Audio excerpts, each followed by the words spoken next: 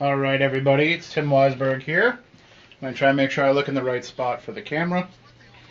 I'm here in the newsroom right now of WBSM and Phone 107, and I'm in the process of turning down all the equipment because we have audio and stuff going around all over the building. So I'm turning it all down. Police scanner down. Let me flip the camera over so you can see what I'm doing. Turning down the sound on the computer. This computer doesn't have anything open, but I will turn down the sound anyway. That's my computer. That's my background. I'm going to grab my water and take that with me.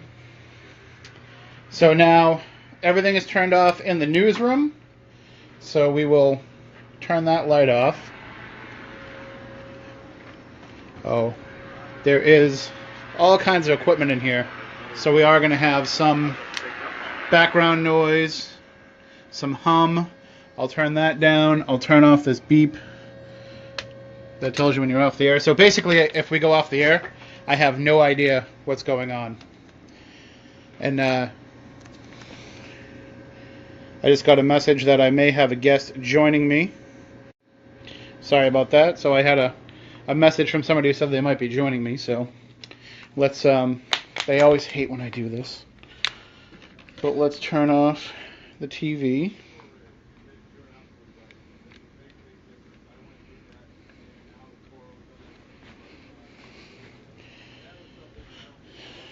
Sorry for the spinning around so much. So the TV is off. I'm going to turn down the audio on the board.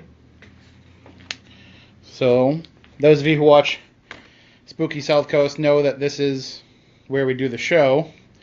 So I turned off the sound there. And I'm going to turn off the sound even though the door is closed in Fun 107. This is the, for those of you who have never seen, this is the Fun 107 studio in the dark. So I'm going to turn down that monitor as well. So now none of the audio is running on any of the stuff here. Nobody is in the building, although I may be joined by someone shortly. And did I turn off some of the pixels from my camera? No, Matt, I actually upped my camera. Why? Does it look bad? I actually recently upped my video camera quality. Here's what I brought in to use tonight. I have a couple of...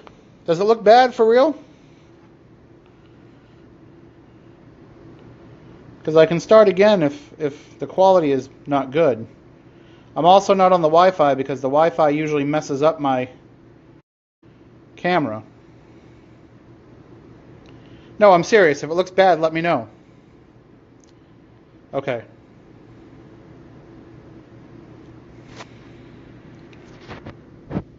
Let's see. Let's see if I can fix it without having to go offline.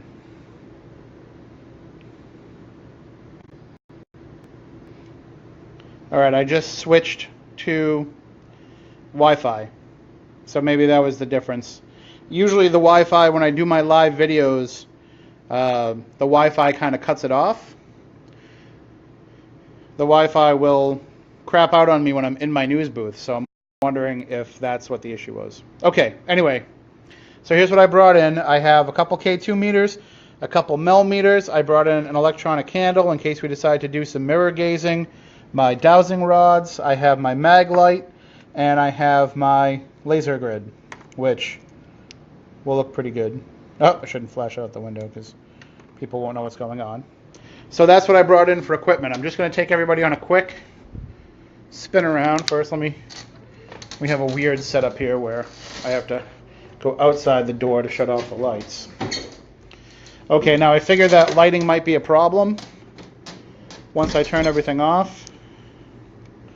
So give me a second. I'm wearing a glow light here, so I'm hoping that will help cast enough light. So now the video will be a little bit cruddier looking, but that's because we're in the dark.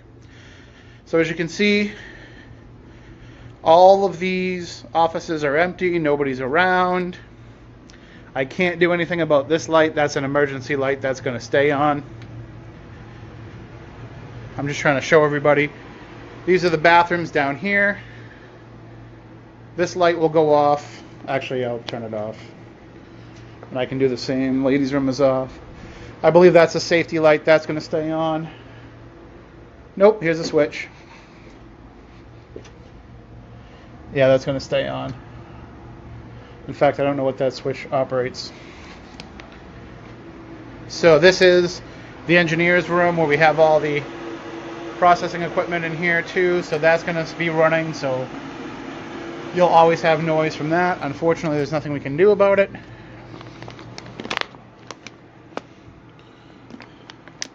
Bear with me. Filling up my water. Matt, I know exactly what you're talking about. It's like there's a ghost of a bear back there or something. All right, I have water. So now, this is just a former office. It's now going to become a lounge area, so there's nobody back there.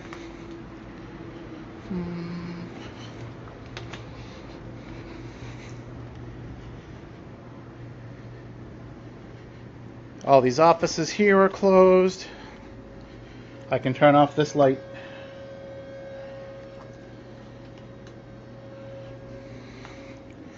So that's probably about as dark as I'm going to be able to make it.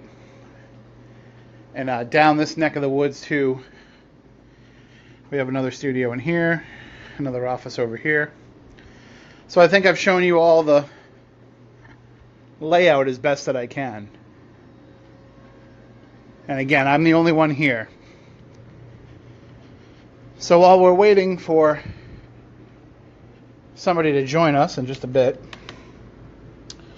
let me switch the camera around.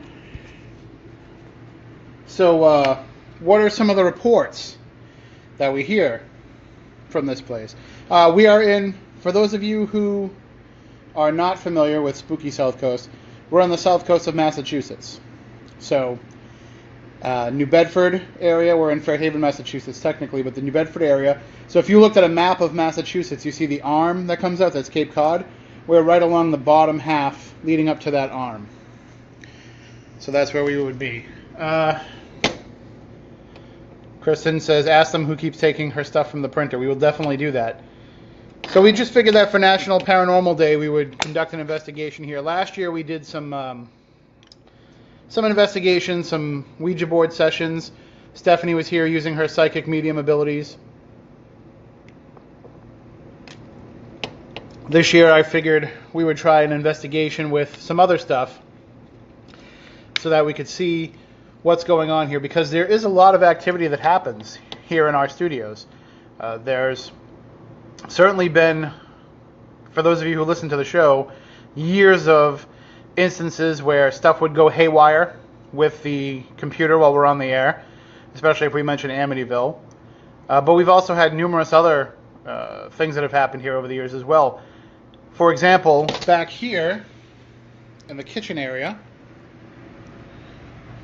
let me switch the camera over. Oh. I don't know why it's not working.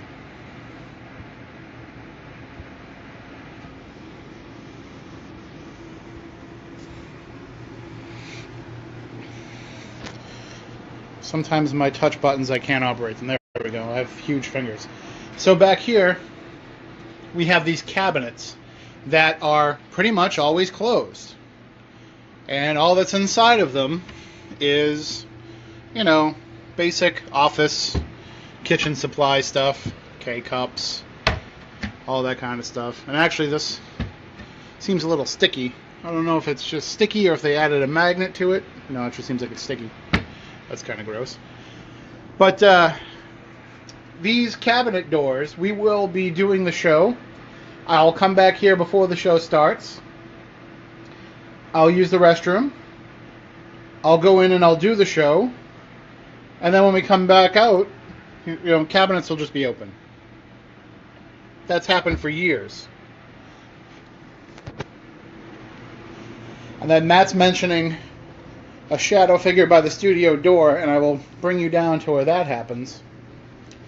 And what's funny is my guest that's coming to join me in a few minutes has shared the same story. I'll let him tell it when he gets here.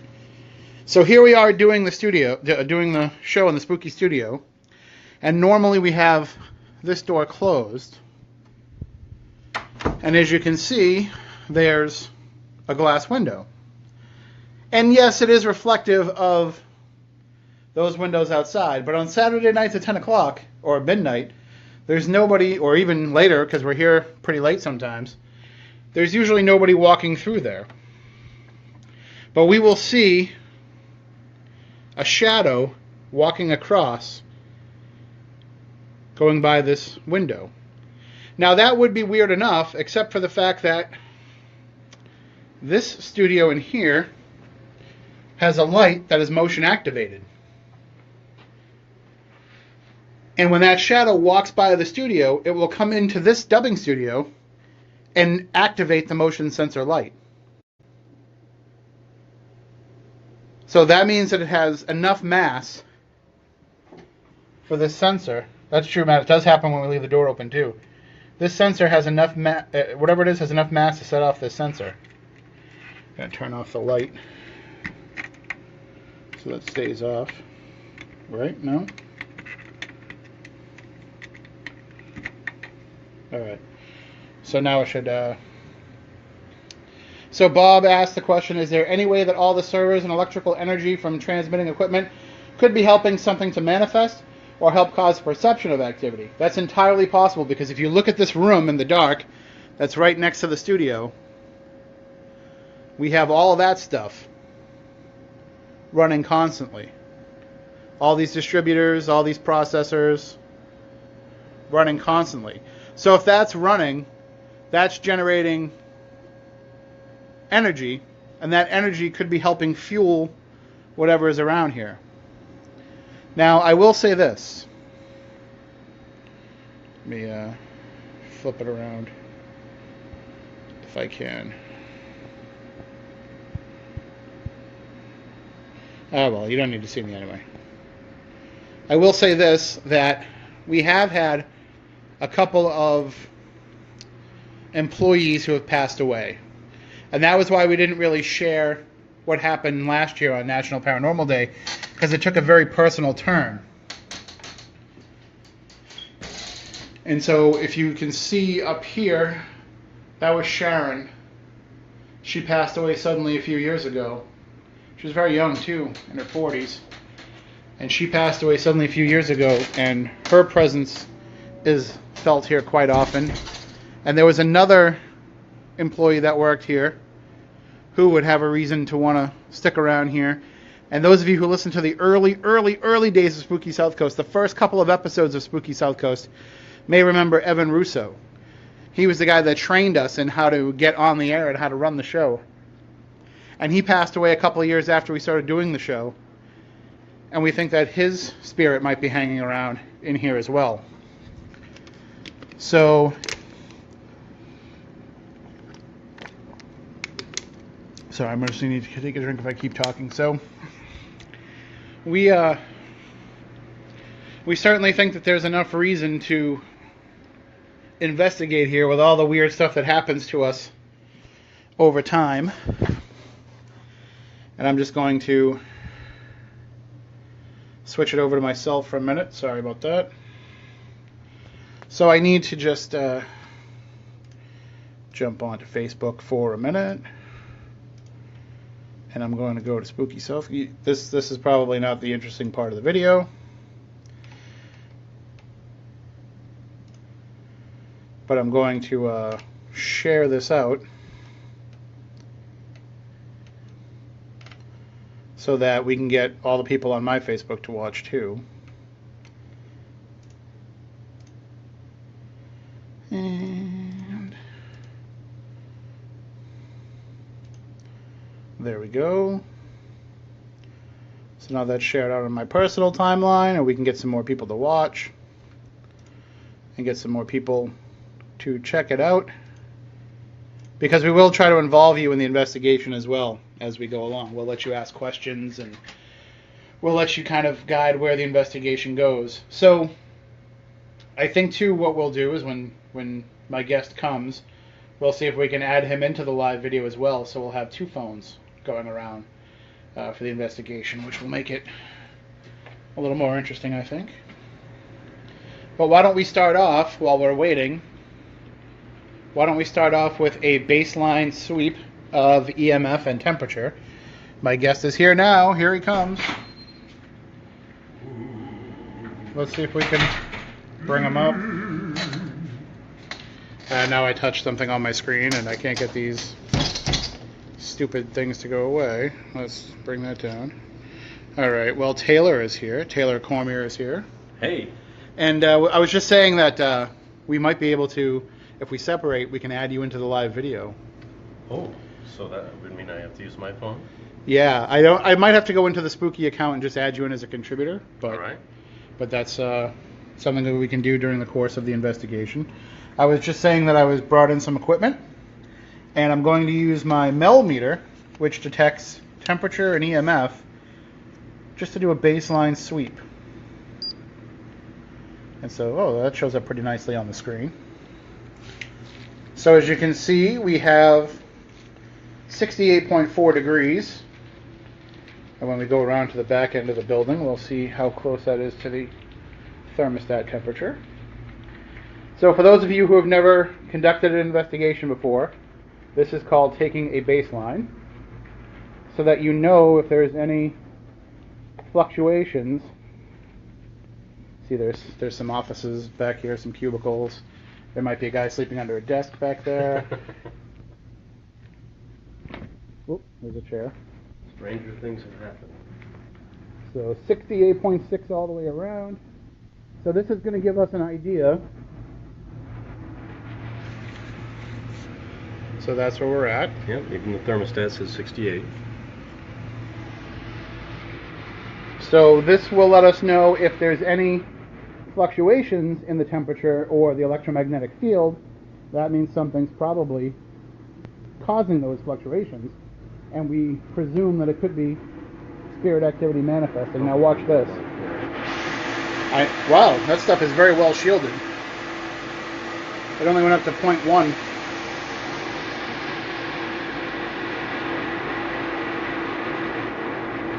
Point 2, 0.3, 0.5, but still, that's not as much of a fluctuation as I would have expected to see from this equipment.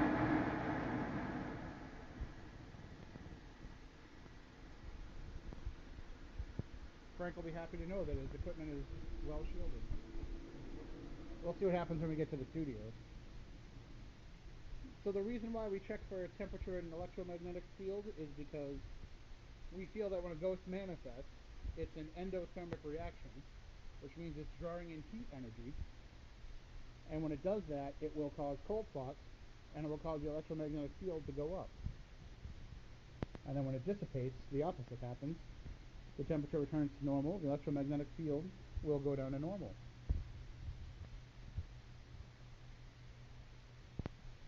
Wow, I'm very impressed.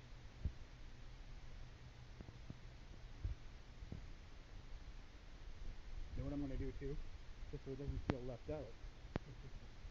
I'm going to give Taylor a K2 meter, which is the same idea. This detects the electromagnetic field.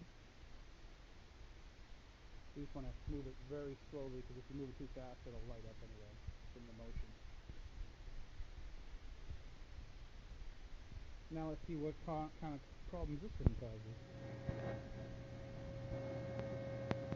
Yeah, I see 4.6.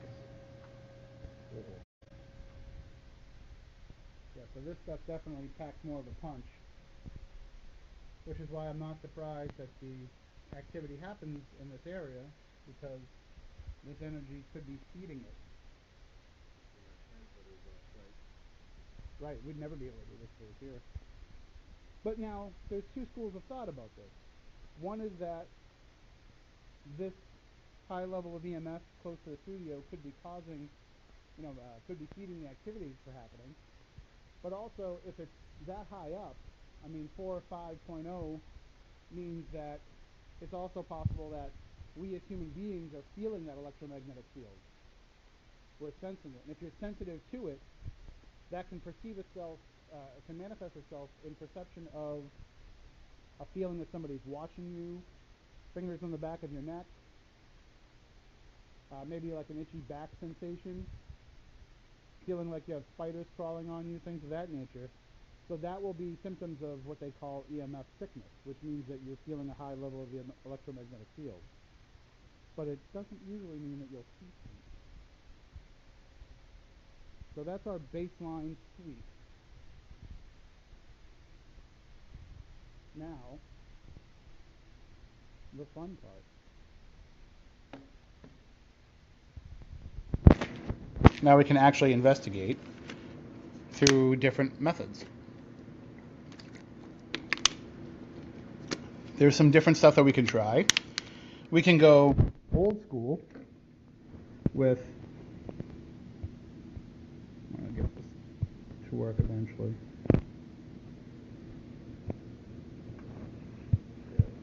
Flashlight? No, I'm just trying to touch them. I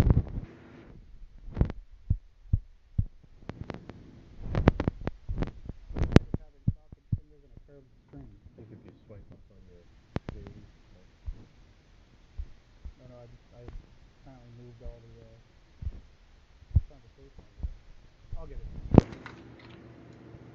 Yeah, see, if I use my other finger, it works fine. All right, so we have old school methods, such as the dowsing rods, which dowsing rods. Oh, the sound was out? I had no idea that the sound was out. I apologize. Can you hear me now?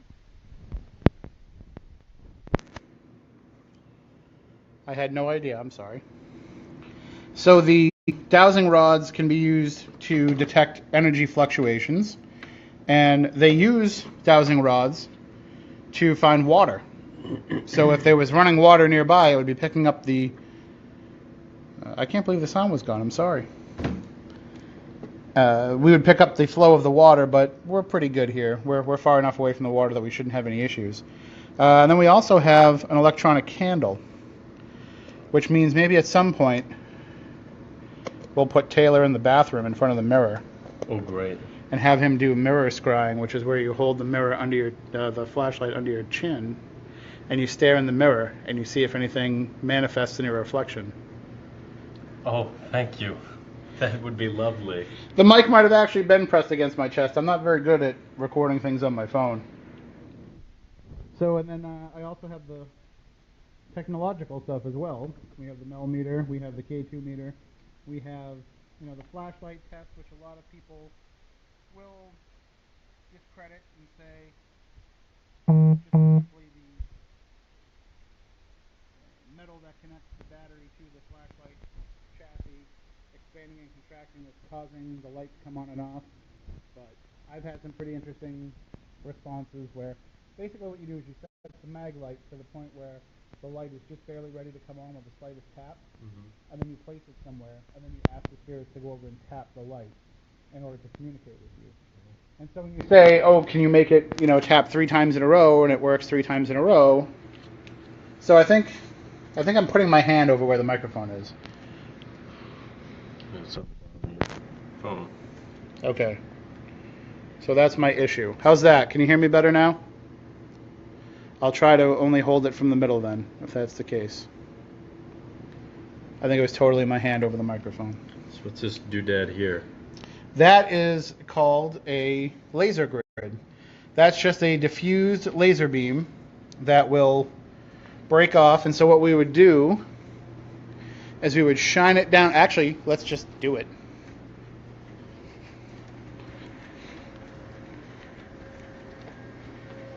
Oh, I don't want a pop socket, Kristen. I would feel so weird having a pop socket. So what we would do is we would shine it down this hallway, and there should be an elastic around it. Mm-hmm. And you just roll the elastic down so it goes over the on button.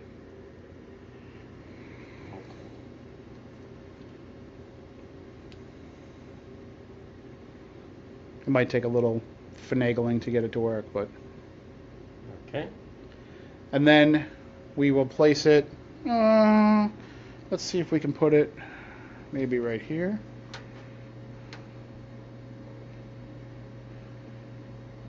See, it might be darker if we do it. Yeah. Yeah, let's try this. It might show up better on the video. Automatic light there. So I don't know how well this will show up on the video, but the idea is that you use that laser beam, that diffused laser. Oh, as soon as I came in, I turned the light on.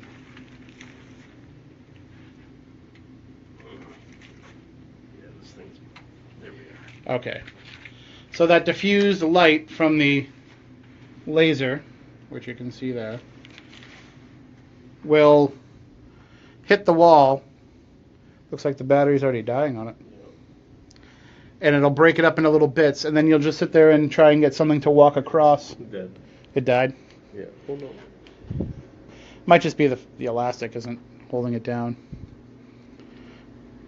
No, it's dying. I'm holding it down right now. That's all right. I've got batteries for that in the car. Oh, I'm gonna guess that's Dirty Deb. Dirty Deb calling on the phone. Should we answer it? Sure. Let's Put her on speaker. WBSM. Who's this? This is Dirty Dep. This is Top Cat. Shit. Yeah. Man, are you kidding me? Hey, the Red Sox are down big time. Oh no. Like 10-6 or something like that, or 10-3, I don't know. Thank goodness for you, because I don't have a radio to listen to it. Yeah. Oh, Spooky's here too. She hung up. It's our favorite caller. Yes, she calls frequently throughout the night. All right, so maybe we'll put that on hold. I'll have to get a AAA battery for that.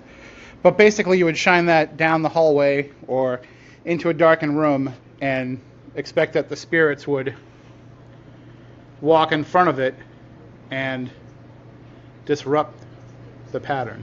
And actually, if you spin the end of it, you can adjust the pattern to whatever you want. Bigger dots, smaller dots, more spread out dots. And I highly recommend those for anybody that wants to become an investigator. But I also recommend going to Walmart or BJ's or wherever and buying those, the same idea that you plug in outside your house for Christmas time. Okay, yeah. And you can use that on investigations as long as you have power. All right, so I'm gonna keep it old school, and I'm gonna give Taylor these dowsing rods. These are my own personal dowsing rods. Okay. So what you do is you hold them by, there's a lucite handle, Mm-hmm. and so you want to hold them by the handle as loose as you can. You don't want to take too much of a grip onto them. And then, there we go, this is a good shot. Yep. And then you let them straighten out and kind of just relax. Should I hold them at a 90-degree angle? Yeah, try to hold them 90 degrees. And then once they kind of settle down a little bit, then you can ask if anybody's here and they want to communicate with us. They can do so by using the rods. And basically what I like to do is I like to say, we're going to ask a series of yes-no questions. So Taylor, why don't you say, Spirit, can you show me what yes means? Well, what would mean a yes? Spirit, what would mean a yes?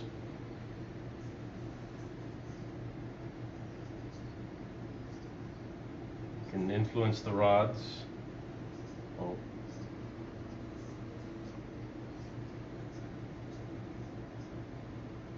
So closer together. And so now ask what a no would be. What would a no be?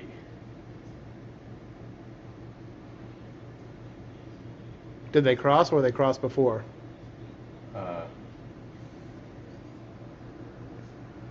Spirit, can you be a little clearer? What would a no be? What would a no look like with these rods? You're not squeezing the handle at all, right? Like No. with no pressure, because the pressure, if you do squeeze dowsing rods, the pressure will keep them from being able to Yeah, move. All right. Well, let's.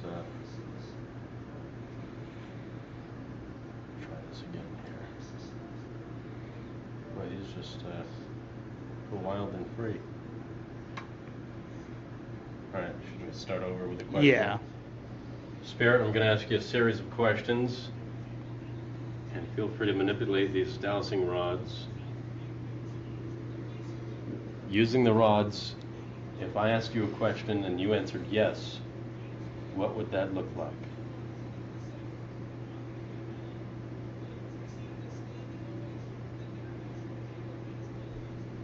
Feel free to move these.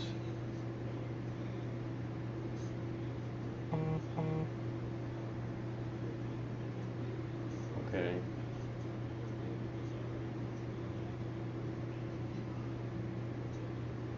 So again, they've straightened out.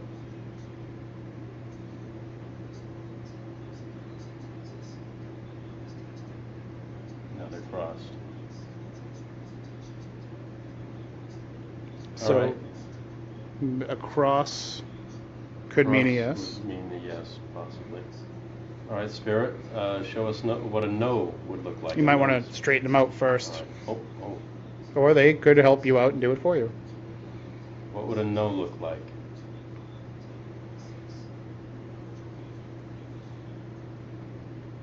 We love you too, Christy.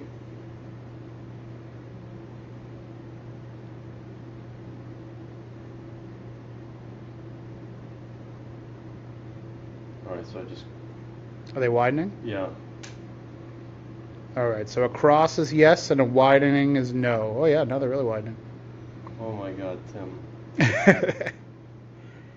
And they're slightly angled downward, so that would make them move closer together, but they're moving apart, Tim. Okay, all right, I got the point. Ray, we're at the studio where we do goodness. Spooky South Coast in Okay. Fairhaven, Massachusetts. All right. Wow. So you can either ask them to reset or you can reset them. Spirit, can you reset the rods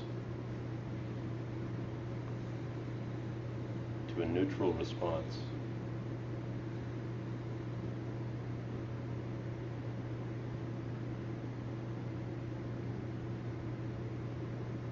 You can go ahead and put them back.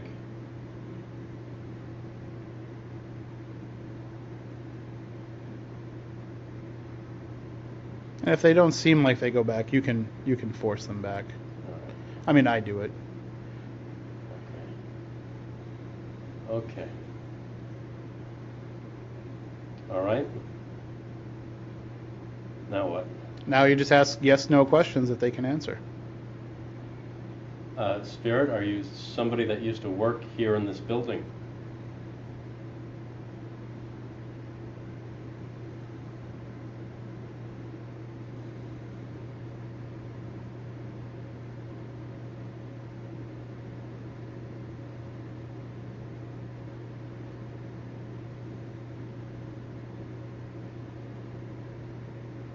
Looks like they're Looks starting like to try to that's- cross.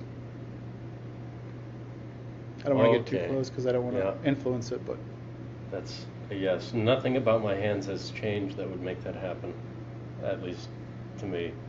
Okay. Tim, do you have a question? are you a male?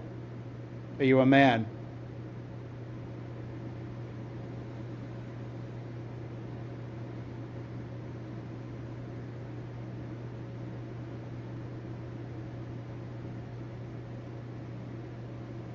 Looks like they're getting closer. Spirit, are you a man?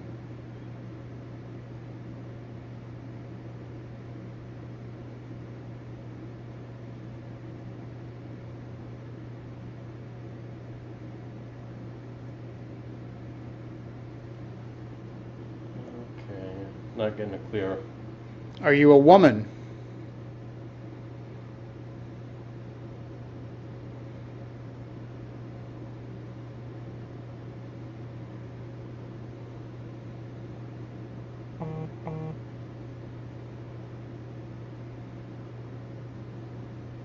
Still not very clear.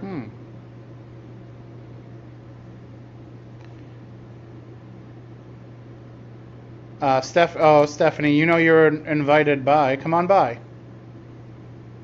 We'll let you in. Okay, looks like we're maybe getting a no here. Is that a no that they don't want Stephanie to come by? Oh, I posted about it, Stephanie. yeah, if that's an answer to the woman question, this is a no. So you're not a woman, all right. Well, I don't want to ask double negatives. So you're a man.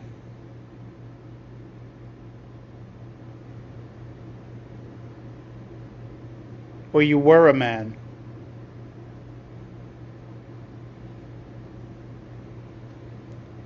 In life, were you a man? You may have the first transgender ghost. Nothing wrong with that. Don't make me laugh. 2018.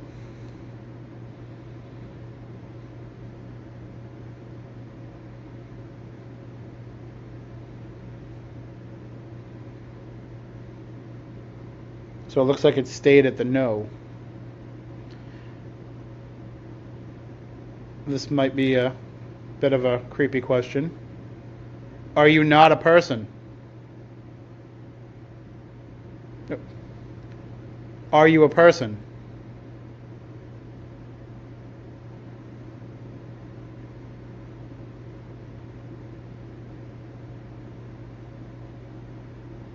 At least it didn't get any wider, it doesn't look like. Somewhat comforting. Why is that comforting? Well, because if it's not a man, then it falls into the other category, which could be elemental spirits. Some people might say demonic spirits. I don't really believe in demons. Nothing has changed on this. And again, if anything, these aren't completely upright. They're tilted downward. I mean, you can reset too if you feel like it's been hanging in one spot. It's very much on the dowser to use their judgment for the feel of the energy. I have friends that use these that are phenomenal with them, and I'm not that good with them.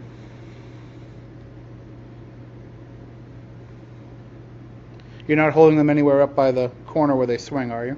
Nope. Okay. Because that'll keep them from being able to move.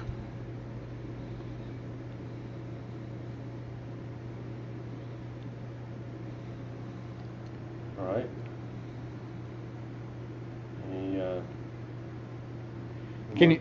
Can you, if we, I'm trying to think of a way to put it. Do you have a name?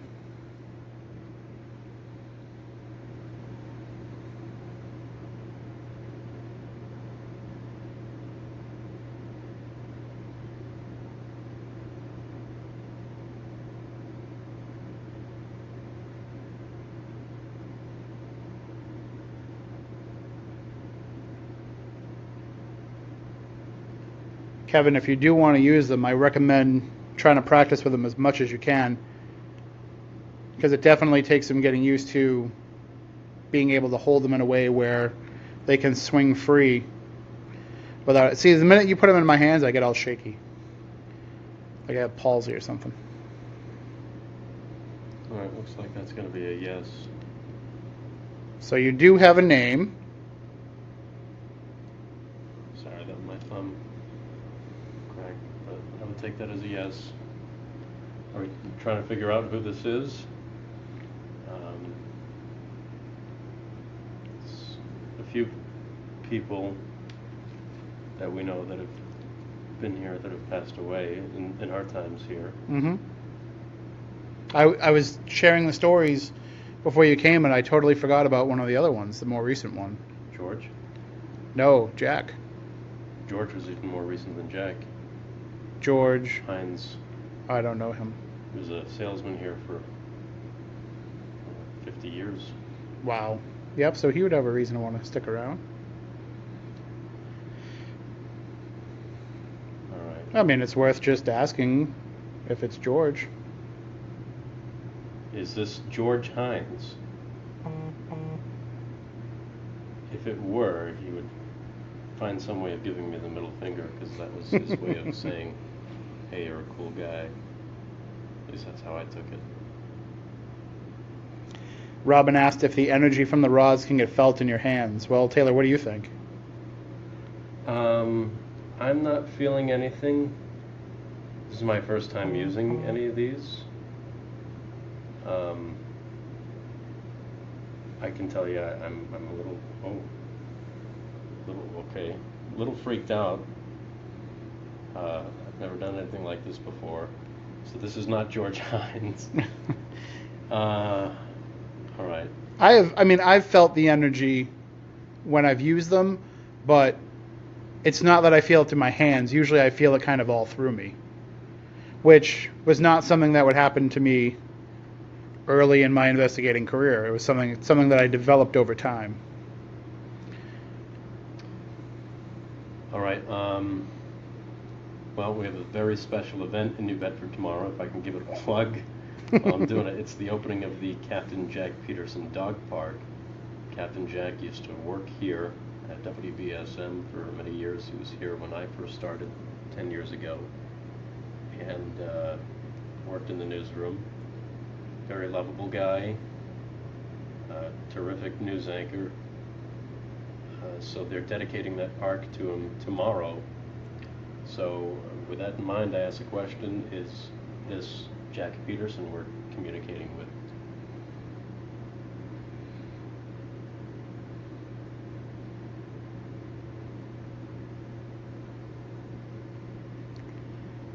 And I'll say this, Jack actually gave me my start in radio, letting me come in and co-host the Locker Room with himself and Evan Russo, and he was very supportive of Spooky South Coast in the early days.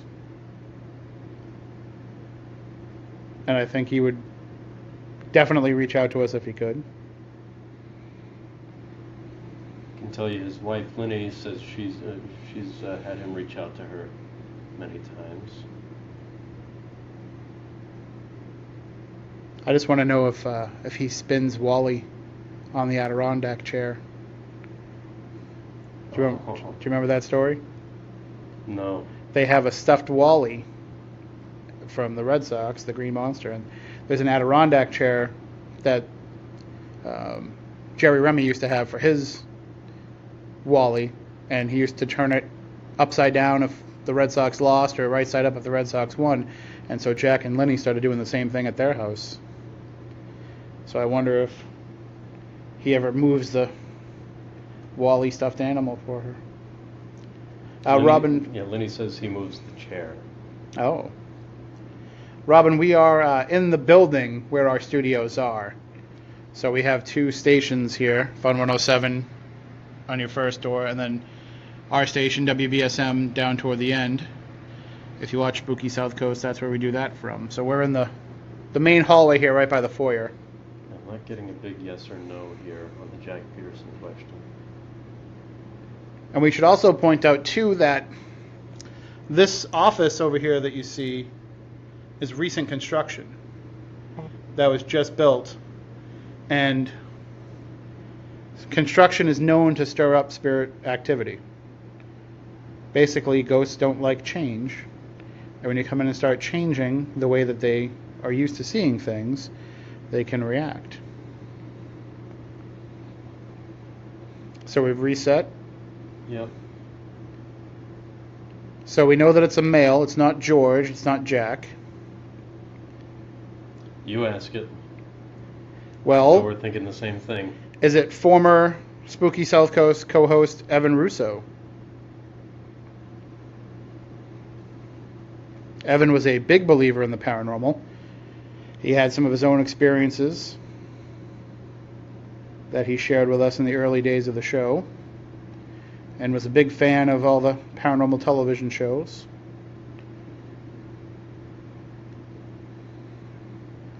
So Evan, if that's you, go right ahead and cross those dowsing rods.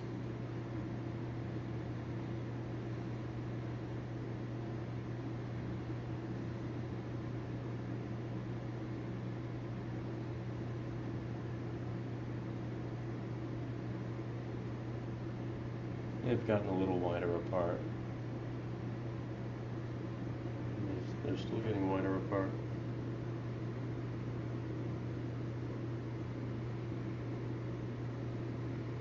All right. Is it possible that you are a male that is not associated with our company? Are you a former employee of this station or this company?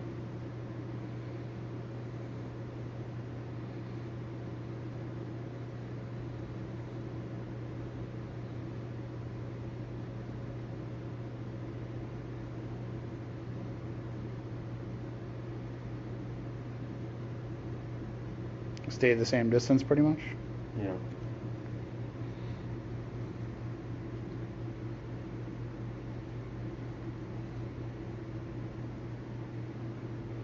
Do you want to try to communicate with us in a different way?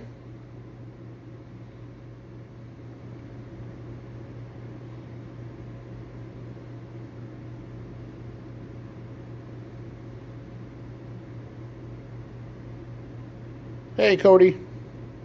Happy National Paranormal Day.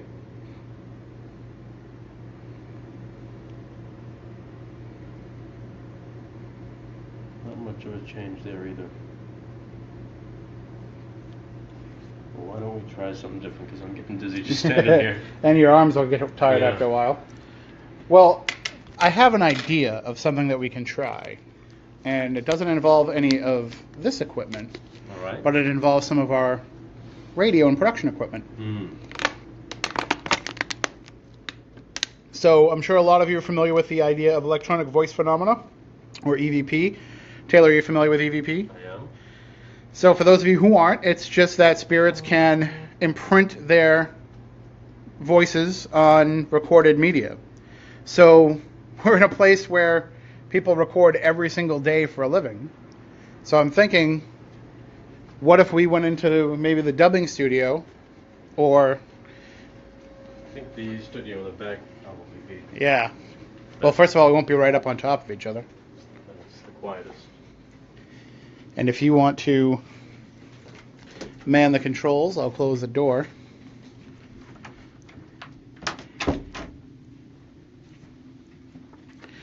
And what's interesting about this setup is there's 4 microphones in this room, but they all feed into one line. So when we start recording, which we will do in Adobe Audition, which I'm sure a lot of you investigators are familiar with, when we start recording, we can actually have all 4 microphones running together and feeding into one line. And I'm going to position them. Is it 4 or 3? Looks like it's 3. I thought it was 4 microphones. But it looks like we have 3 in the room. So I'm just going to put them up in the air. Jason's going to come in tomorrow and see these like this and be like, they were doing EVP work in here. Oh, is that so? Oh, yeah. He's very familiar with this stuff. Jason, yeah, he does.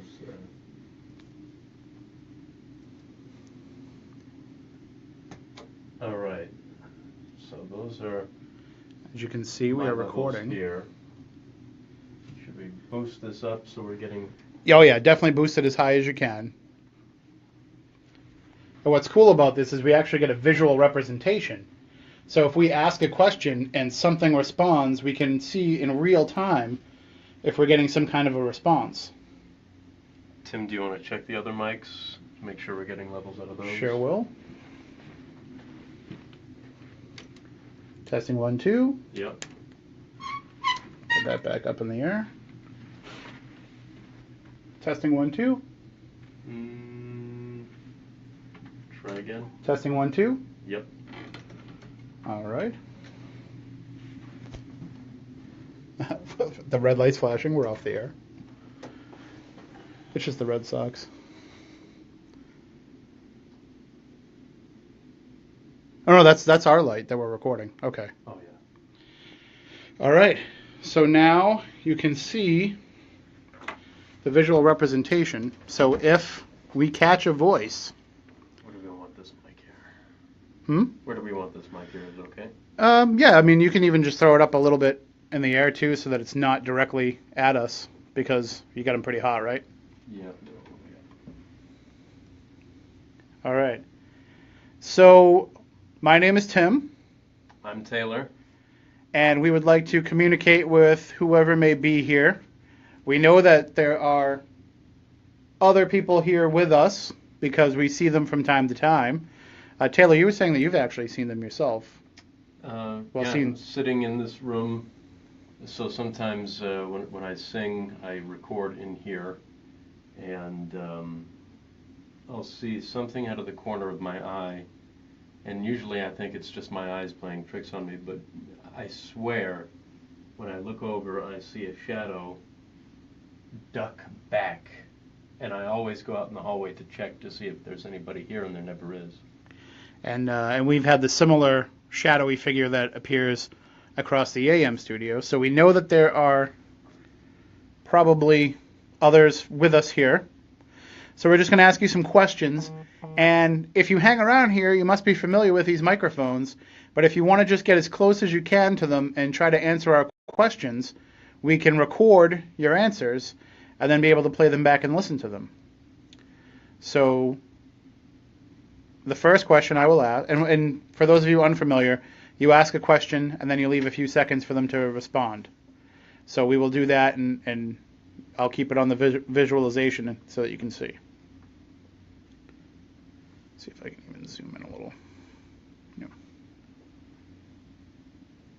Is there anyone here with us?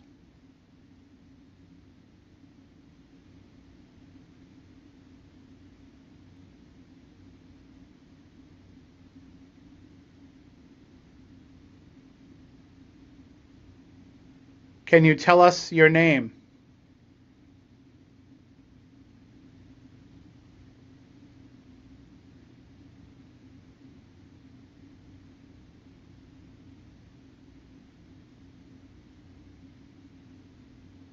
Do you remember our names?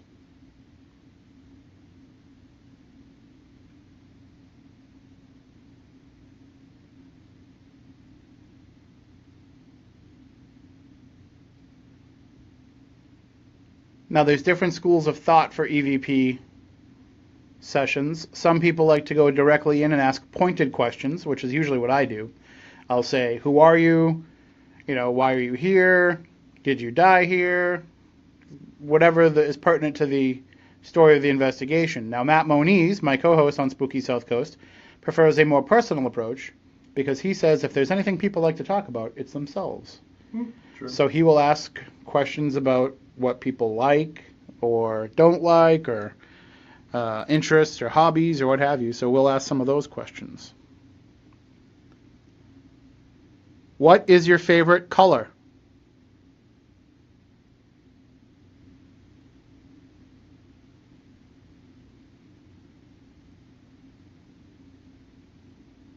What is your favorite food?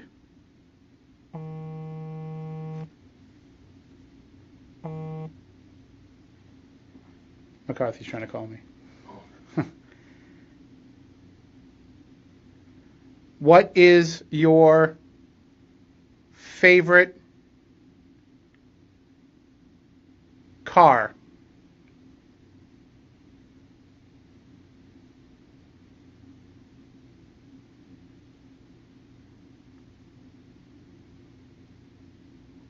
Any questions you can think of?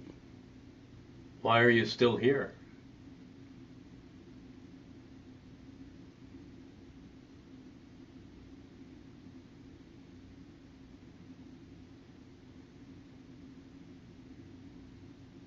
If you could talk with one person, who would it be?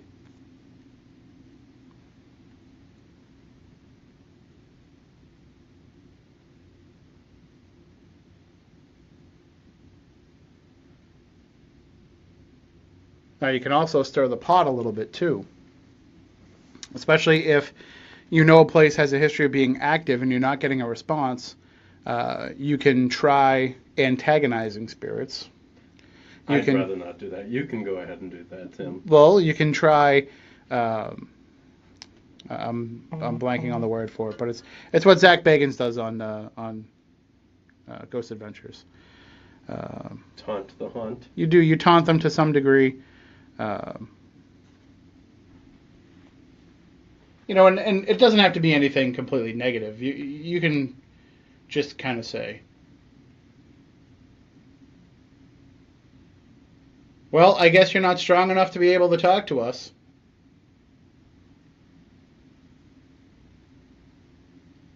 All this energy in the building, all this equipment that you can draw energy from, and you can't even say a single word to us?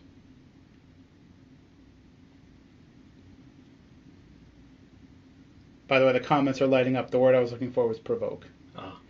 Yeah. Sorry, it's been a long day. I like taunt the haunt. I'm trademarking that. I would say get that on a t-shirt as fast as you can. So you really can't talk to us at all?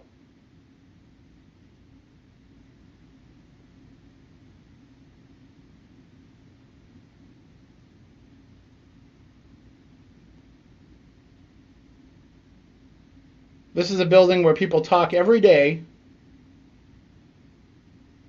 This is your one chance to be heard. Nobody else is talking right now. This is all you.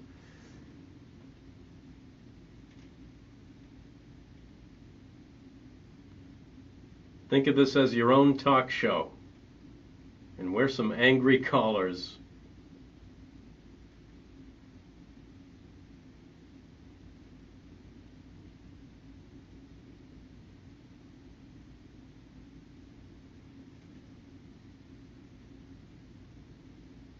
Well, I guess you don't have anything to tell us. Maybe we should just go away?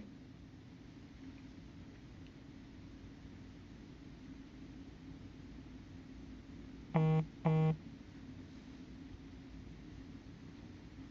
these microphones are so sensitive, they just picked up the movement of your shirt, Tim. Yep, that's all it takes. That was me scratching my beard. You can see it on the screen. Yeah. Here's mine. My beard isn't as thick as Tim's.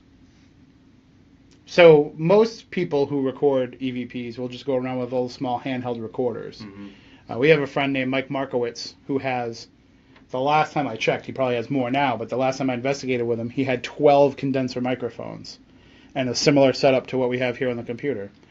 And so he will wire the microphones all over a location and just sit at one central board, and he will sit there and watch the visualization as it records. Is it possible we lock them out in the hallway? I think they can go through the doors. Okay. I can try opening the door if you think that might make it more welcoming. And this might be a case of this entity not wanting to come in here, right? Sure, certainly. Not wanting to communicate. My experiences have always been this thing stays mainly in the hallways. Do you not like coming to the studio?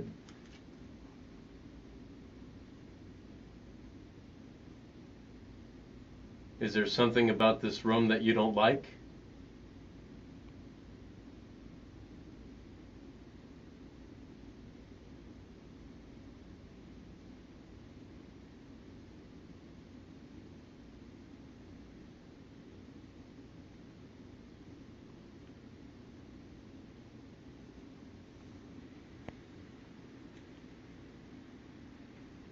I like to play a game with spirits, and I usually do this through what's called a ghost box or a spirit box, which is a radio that sweeps through different frequencies, or I actually use an app too called EchoVox, where it's just pieces of phonetic speech. And I like to play a game where I will count to 10 and I will skip a number, and I will ask the spirit to tell me what number I skipped. So if you're willing to play that game, we'll give it a try. I'm going to count to 10 and skip a number. You tell me what number I skipped. 1, 2, 3, 4, 6, 7, 8, 9, 10. Do Do you know what number I skipped?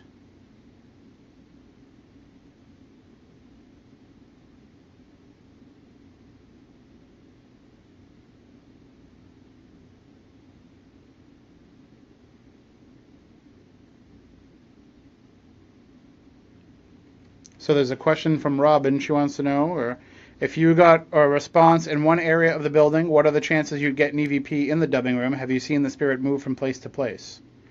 And the answer to that is yes. Yeah. We've seen whatever it is that we see has moved around. Well, we spend most of our time on this side of the building anyway. Right. So I've seen it from the newsroom, and I've seen it from here, but it sticks to the hallways. Now, we may not have gotten a response to your numbers question. I got into radio because I hated math, so that might have been the same reason. The spirit doesn't want to do any math. Yes, we're talkers. We're not adders.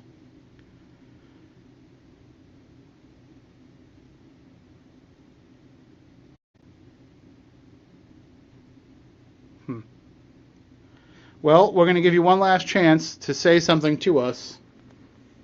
Anything that you want to say.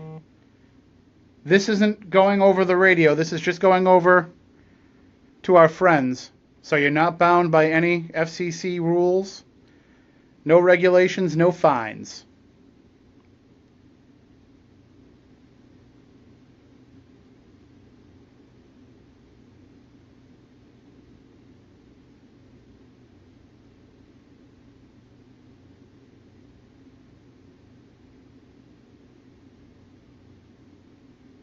We did try that, Rick. We did ask if it could. We introduced ourselves and asked if it could tell us our names, and we got no response.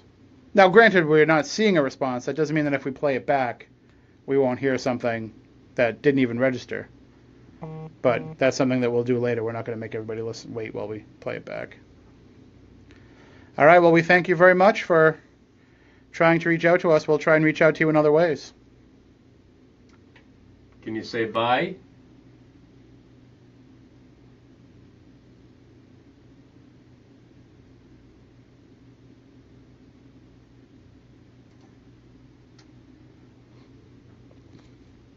And if you want to save the file, you can throw it in my folder on the P drive, and I'll listen back to it at some point.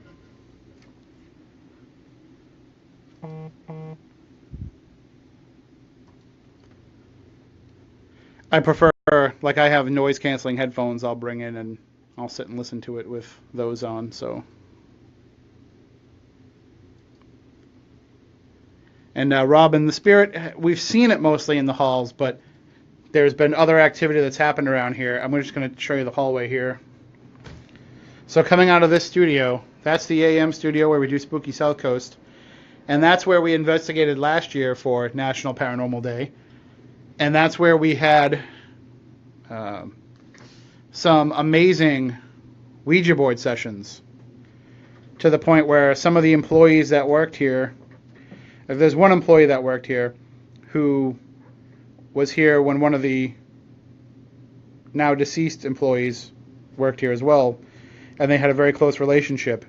And she was asking for something that nobody else would know, like a private joke between the two of them, and it came through on the Ouija board, so that made her very emotional. Are you able to expound on that? Be off camera later? Yeah. Okay. But it was because of the personal nature of that we decided not to post that. I still have the video somewhere, I think. All right, well, I think that we've probably done as much damage as we can do. We've tried old school, we've tried new school. You can't get any better than the equipment that we have in here for EVPs. I'm actually like in love with this idea now. And now I want to investigate the Mike Markowitz way. So should we turn the light on and set everything back for Jason? I put the microphones back. Okay, as long as it's set the way he wants it. I don't want him to be like, what are these guys doing in here? So unless anybody has anything that they want us to try, we can wrap it up. Just because I don't know how much longer my battery will last.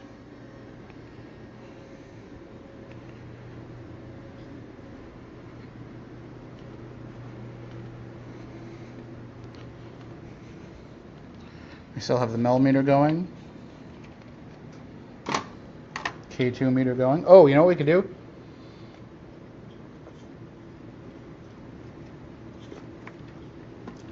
Sorry, I had to take a drink.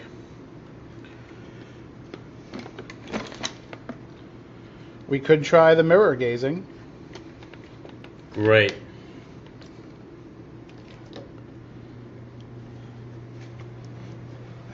AKA 2 dudes in a bathroom in the dark.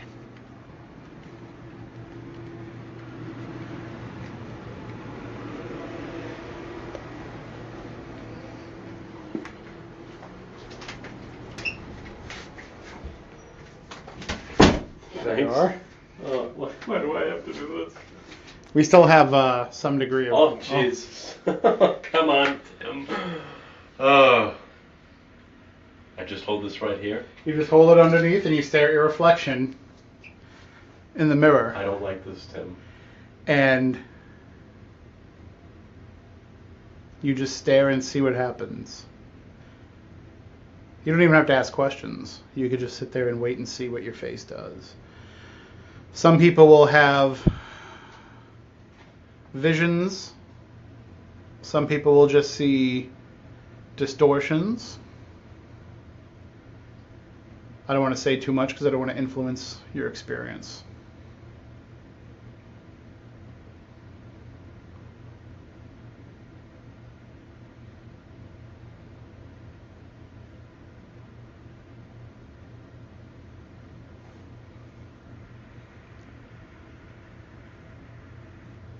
Now keep in mind, we don't really have any proof that any of this actually scientifically works. It's more old wives' tale with some of this kind of stuff than anything, but I've had some freaky responses. In fact, it looks like something is manifesting behind you.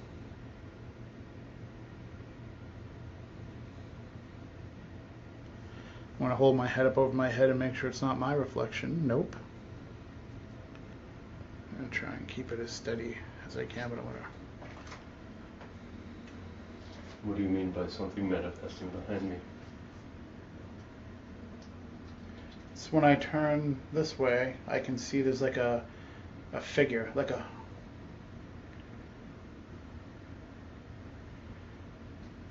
I don't know if I show it. Oh, no. You know what it is? I figured it out. It's the light from my phone. Ah.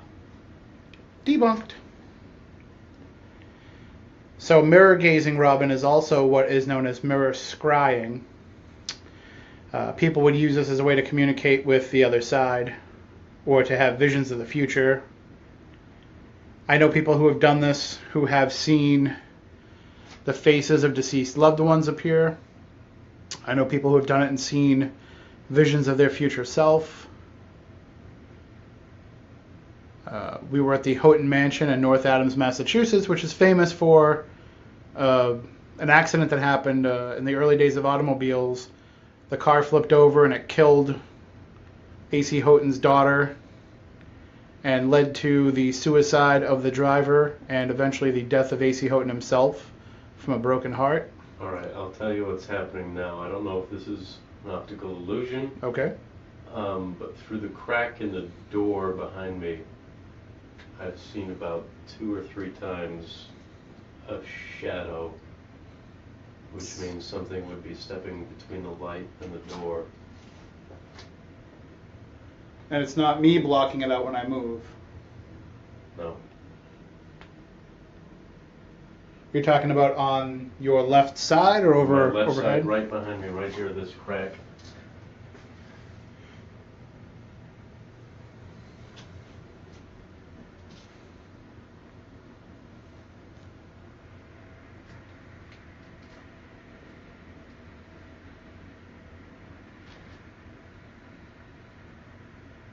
I don't know if it's because my eye's not exactly trained on it, because I'm just looking at myself.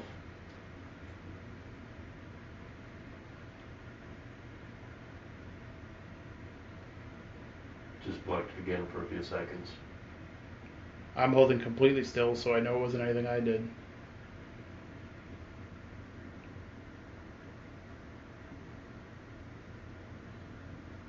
It almost looked like something just moved in front of you.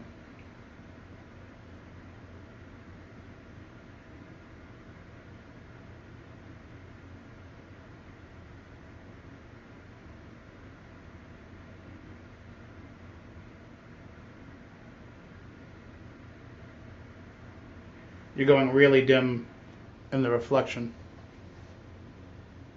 Does it look the same to you? Approximately. No, yeah, I see what you're saying. Yeah, it looks like around your eyes and cheeks Yes. are darkening. Mm. But the light doesn't seem to. The light's not diminishing any. No.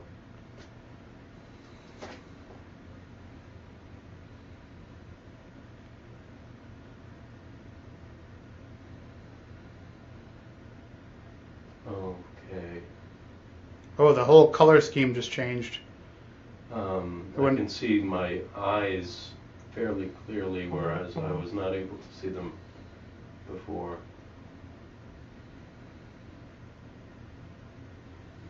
It's getting significantly darker.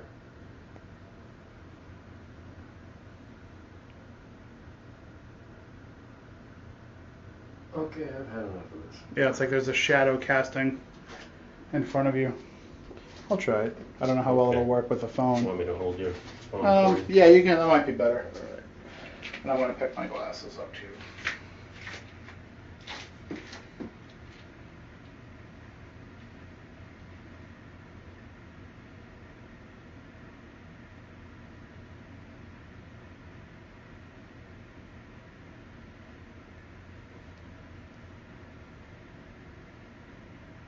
Now, generally, when you do this, you do it in pitch black, so you wouldn't have the light of the door behind us or the light from the phone.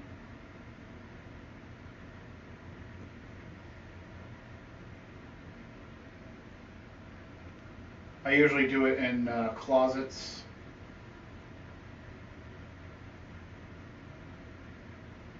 The Lizzie Borden house has a great closet for this.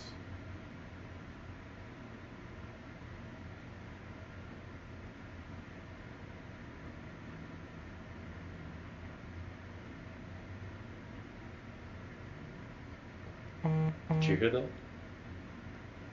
I thought the phone vibrated. No. I just assumed I had like a message coming in or something. It vibrated for a quick second, but there was like a humming.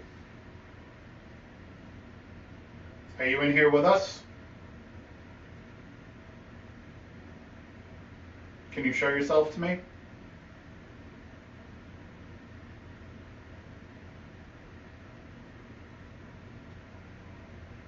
Show me your face.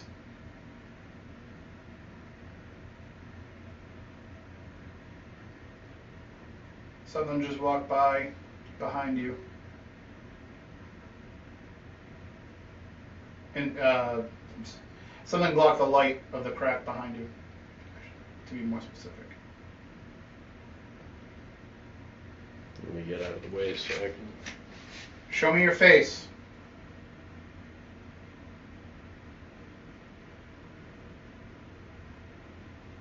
Or whatever you want me to see.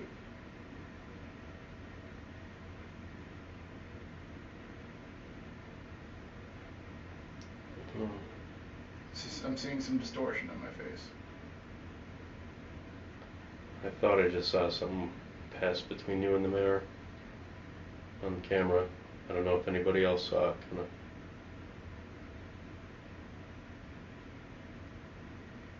momentary flicker.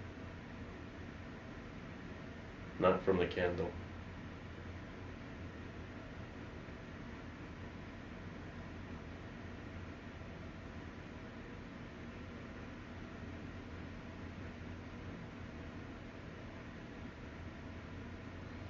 Feel like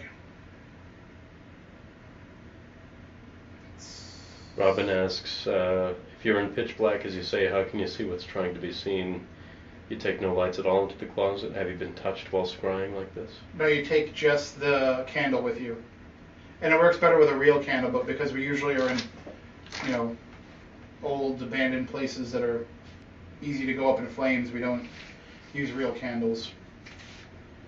But you just sit there in complete darkness except for the candle right underneath you. And I have been touched by things. This is what they call, when you take a small room and you make it completely devoid of light and you mirror gaze in it, it's called the psychomantium. And I try to make psychomantiums everywhere I go, and I have been touched in them before. The weirdest experience was, long story short, there's a computerized system that maps the human form. It's the same idea of what they use for like the Xbox 360 camera, where they'll take one of those and they'll reverse engineer it so that it will map stick figures of people.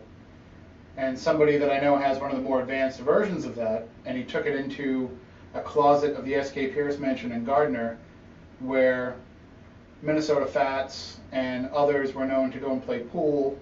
Calvin Coolidge, I think, had been there.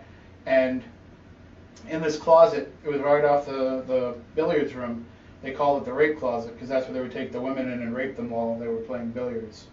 And he actually caught on his camera system, it looks like two stick figures in the dark with one trying to grab the other one while that other one is trying to fight him off. And you can see that on YouTube. Just look up SLS camera, SK Pierce, and you'll see it.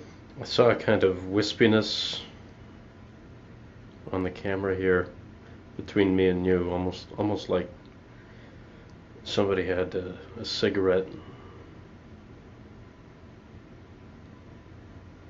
What I think is weird is it seems like the light outside of us is getting brighter. The light around the doorway. I feel like it's gotten darker in here. Okay, there we go. Sorry, that was user error. It's like the third or fourth time I've done it. I did it 3 or 4 times, so.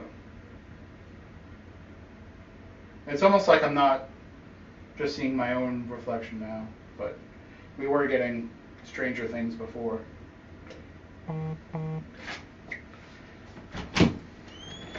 Alright. Don't tell anybody at work tomorrow that we were alone in the bathroom. Alright, I think that we tried a good amount of stuff. And I feel like that's a good way to celebrate National Paranormal Day. Unfortunately, nothing really wanted to come out and overtly play with us, but I think we had a pretty good time. Taylor, what do you think for your first paranormal investigation? Certainly interesting. Dowsing rods freaked me out a little in the beginning. So did that the scrying, though I think a lot of that can be explained by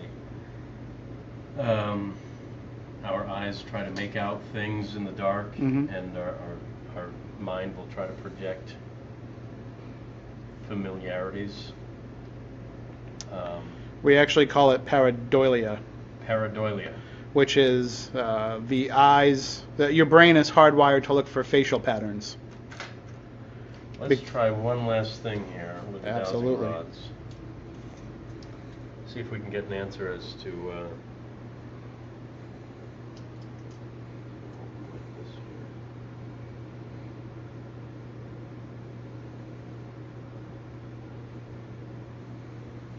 all right, if you're still with us,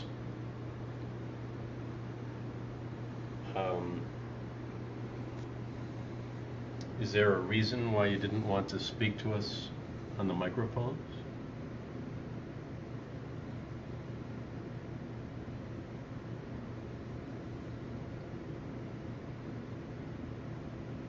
It looks like they're moving closer together.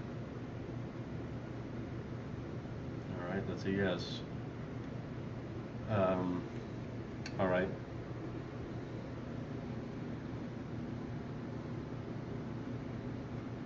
Were you an off-air employee here?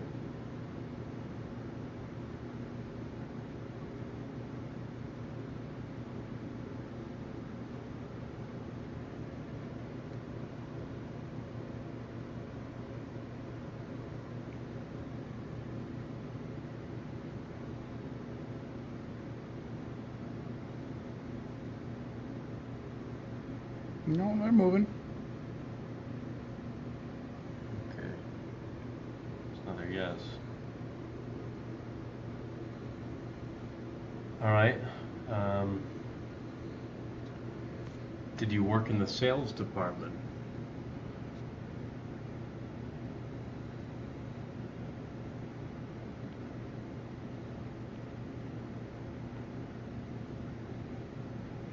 So out of the corner of my eye, something just moved down the hallway and blocked out some of that light.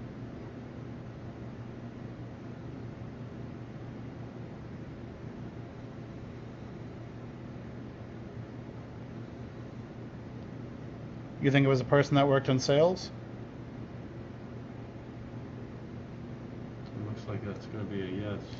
Why don't we try moving back into that area? Should we take the electromagnetic? Sure. Oh, I just got a big. Oh, is that because I moved it? Yeah, you might have moved it really fast. Oh no, that one doesn't change if you. It just went 3.9. Maybe the alarm wiring in this door. Is there any alarm wiring in it? I don't think so. Let me grab it just like I did. Nothing. It just spiked to 3.9. That's a big spike. That is a big spike. It's 70.3 degrees. That seems to be close. Yeah, that door's not. I mean, we shouldn't give away this information, but that door is not My wired phone's for in the my alarm. pocket. It's in this pocket here. Yeah, I won't set it off until it gives a signal. But generally, when we investigate, we do put phones in airplane mode. We just can't do that tonight because we're Facebook Live.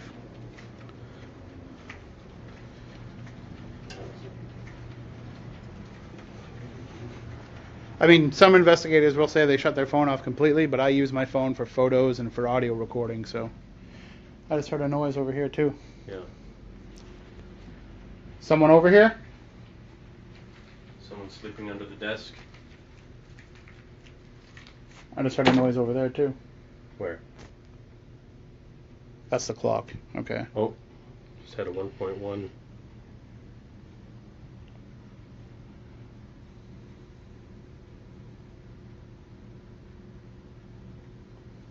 My phone should be far enough away that I shouldn't be influencing it. I hope.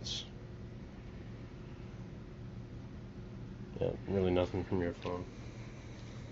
Would it be the copy machine? That's off. The clock. Okay, the clock is off, so it appears. Robin wants us to ask if it was a custodian. Spike of 1.0.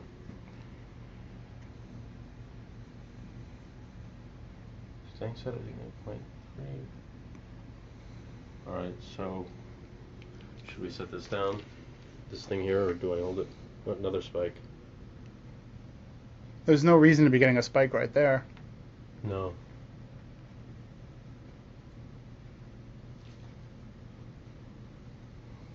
$2.3. All right, which is bigger than any of the other spikes that we got with the. Try moving closer. The chair's right here. Try moving closer to the computer. Nope, it's going down. 1.5, 1.6. I'm aware that. Okay. It's not coming from that stuff. No, it's still going down. 0.9. So there's something right here. Overhead, there's a sprinkler and there's a light, but the lights aren't turned on. Yeah, it seems to be right here. But the copy machine didn't make it go higher. No. There's a clock on this wall. But I don't see a reason why that would be. That's a battery operated clock. Yeah.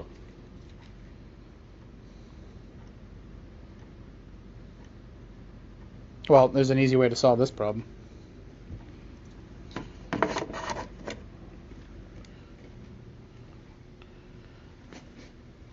Still getting spikes of 1.5, 1.4.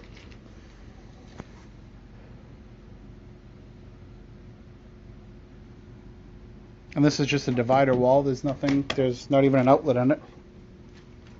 Get closer to the copier here. Computer part of it. Nothing. Seems to be a lot of energy. Still 1.8.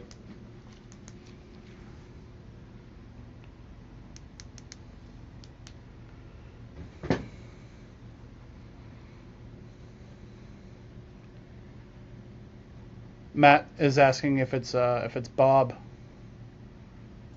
I don't want to give last names away, All right. but I can show you on the screen. Huh.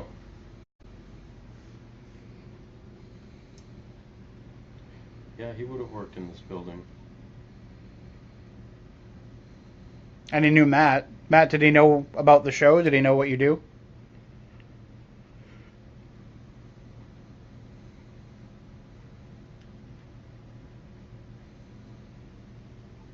All right. Let's reset these here. Just so I can film and not disturb you, I'm going to sit in Gail's chair. Are we communicating with Bob? I don't want to point that in your face, but...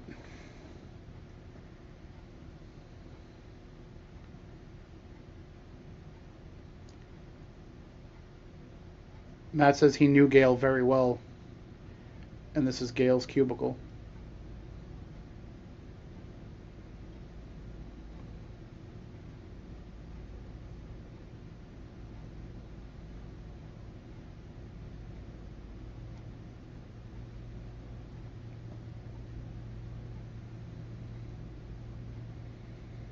I take that as a no. What was the name of the engineer, Matt? Or you might know Tim. The Yeah. board op? Yeah, the board op. Jay? Jay. I don't think he would have spent all that much time back here. There's also another custodian. Oh, yeah. Well, I don't remember the custodian's name. He was gone before I came here. All right. Are we communicating with Jay? I'm not in your face, am I? No, you are. Now, it's also important to note that it doesn't necessarily have to be somebody connected to the building. It could be somebody that is connected to the land. There were things here long before we moved in. All right, that's another no. We're at the top of the neck, so Sconticut. natives would have been in this area. This was one of the most important spots of the American Revolution is on Sconticut Neck. I forget the story, but I know it's significant. I only know the Fort Phoenix story, and I love it. Yeah. The Israel Fearing story. Fearing. But this, that's one of the things that people make the mistake of. You just heard something? Something just tapped over here. All of our monitors were down, right?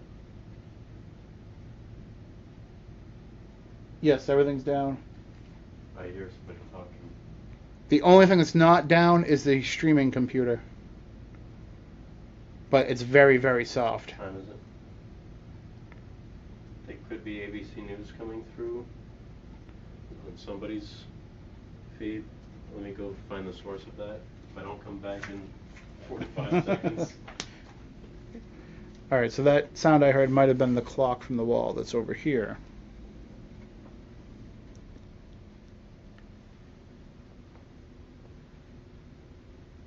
If there is somebody here with me, can you make a noise?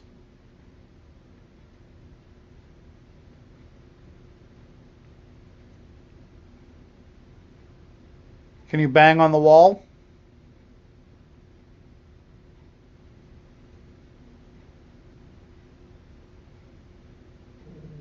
That was my stomach, if anybody heard that.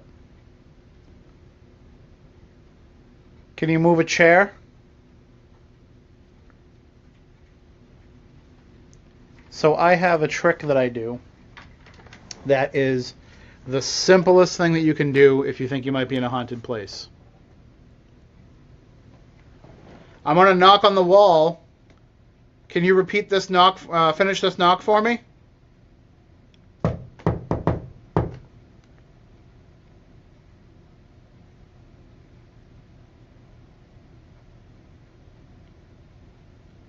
Want to try again?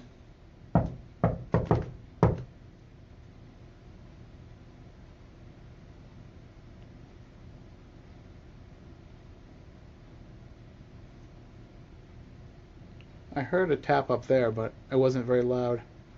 I'm going to try again. Can you be very loud if you can finish this knock?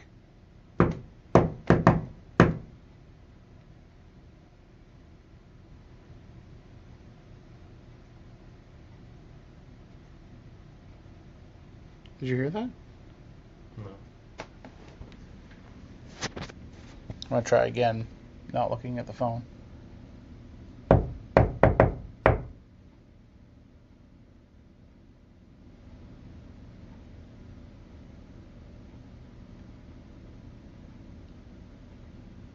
I just wonder if like somebody's still cleaning up in Subway and they hear me do it and they knock back. One of the investigations I was on recently, I was in, it was an old house from the 1700s, and I was in the basement doing the shave and a haircut, and somebody on the third floor of the house could hear it Oh boy. and thought it was the ghost and was knocking back. Still getting readings on the electromagnetic doohickey. So I will tell you the story of that device. That's called the Mel meter, MEL. And the reason it's called the Mel meter is because the inventor of it, Gary Galka, was an electronics guy. And his daughter Melissa died. And he created that device so that he would have a way to communicate with her, and he named it after her.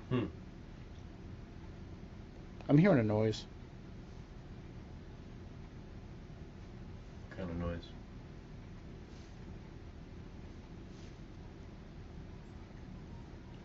I think it's the chair squeaking.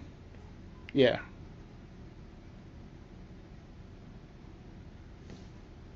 Yeah, it's definitely the chair. All right. Well, I think we've probably covered the bases back here. If anybody has any final questions, if not, we will say goodnight. Taylor, thanks for coming out and investigating. My pleasure. Thanks for having me. Hopefully, we can get you to go on a real investigation with us sometime. Yeah. And for everybody out there that's watching, if you want to go on a real investigation with us, we have 4 events coming up. They're all up on Spooky South Coast's website and Facebook page, so check them out. All right, thanks for watching. Stay spooktacular.